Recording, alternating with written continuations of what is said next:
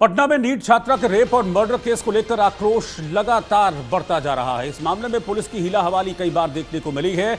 आक्रोश अब पटना पुलिस के खिलाफ है, जिसने हर दम पर लापरवाही बरती है। इस मर्डर मामले में पुलिस की जांच लगातार सवालों के घेरे में रही है। मर्डर केस को सुसाइड केस बनाने की कोशिश भी की गई।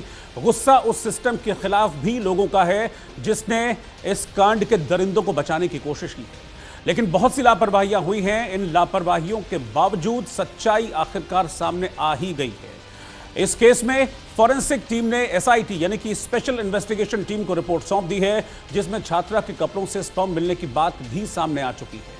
फॉरेंसिक रिपोर्ट में रेप की पुष्टि हो चुकी है, जिसके बाद पटना एसएसपी ने चित्रगुप्त नगर की थानेदार रोशनी कुमारी और कदम कुआं के दरोगा हेमंत झा को भी निलंबित कर दिया था। यह कार्रवाई ऑलरेडी इस मामले में हो चुकी है जब लापरवाहियां सामने आई हैं, लेकिन पुलिस के उन बड़े अधिकारियों पर अब तक एक्शन नहीं हुआ है जो इसे सुसाइड केस बताते रहे थे। सुसाइड साबित करने के लिए मनगढ़ंत कहानियां बना रहे थे, मामले को दबाने की कोशिश कर रहे थे। और अब सवाल यह है कि पटना पुलिस आखिरकार किसके दबाव में है जो सच छुपा रही थी। आखिर क्यों केस में लापरवाही बरत रही थी पटना पुलिस, और सवाल यह भी है कि बिहार की बेटी को आखिर इंसाफ कब मिलेगा। यह रिपोर्ट आप देखिए, क्योंकि इस रिपोर्ट में आपको पटना पुलिस की एक एक लापरवाही की तस्वीर सामने आएगी।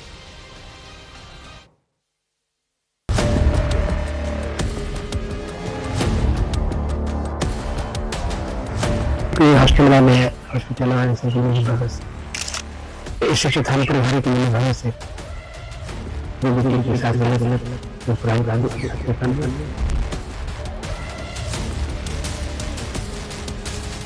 अगर न्याय नहीं मिलेगा तो हम लोग आत्मदाह करने का प्रयास करेंगे।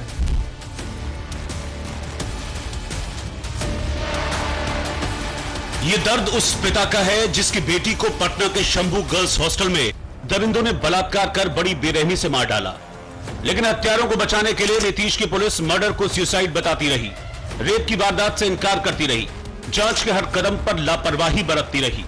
हालांकि हम पहले दिन से पुलिस की जांच पर सवाल खड़े करते रहे। छात्रा ने सुसाइड नहीं किया, बल्कि रेप के बाद मर्डर हुआ, सबूतों के साथ बताते रहे। और अब हमारे इन दावों पर एफएसएल की रिपोर्ट ने भी मुहर लगा दी है। एफएसएल की रिपोर्ट में बताया गया है कि छात्रा के कपड़ों से स्पर्म मिला है। फॉरेंसिक रिपोर्ट में भी रेप की पुष्टि हुई है। एफएसएल की रिपोर्ट से साफ है कि छात्रा से पहले रेप हुआ, फिर दरिंदों ने उसे मार डाला, और इसकी पुष्टि पोस्टमार्टम रिपोर्ट से भी हुई थी। छात्रा के गर्दन और कंधे के आसपास नाखून के गहरे घाव मिले। छाती और कंधे के निचले हिस्से पर खरोंचों के कई निशान पाए गए। छात्रा के प्राइवेट पार्ट में काफी ब्लीडिंग हुई थी। छात्रा की पीठ नीली पड़ गई थी। रेप के दौरान छात्रा से काफी जोर जबरदस्ती की गई थी। पोस्टमार्टम रिपोर्ट से साफ था कि छात्रा से बलात्कार के बाद मर्डर हुआ, और अब एफएसएल रिपोर्ट आने के बाद मामला और गंभीर हो गया है। एफएसएल की टीम अब स्पर्म के डीएनए टेस्ट की तैयारी कर रही है। पुलिस को अब तक जिन लोगों पर शक है उनके डीएनए से इसका मिलान किया जाएगा। इसके साथ ही जांच की शुरुआती स्तर से ही लापरवाही सामने आने के बाद पुलिस ने चित्रगुप्त नगर थानेदार रोशनी कुमारी और कदम कुआं के दरोगा हेमंत झा को तत्काल प्रभाव से निलंबित कर दिया है। अधिकारियों ने माना है कि केस में निचले स्तर पर लापरवाही बरती गई। आरोप है कि घटना के पहले दिन से ही चित्रगुप्त नगर एसएचओ को पूरी जानकारी थी, लेकिन वो इसे इग्नोर करती रही। बात नोएडा की करते हैं, जहां पर लैंड माफिया की कब्जागिरी लगातार जारी है और न्यूज इंडिया लगातार रिपोर्ट दिखा रहा है।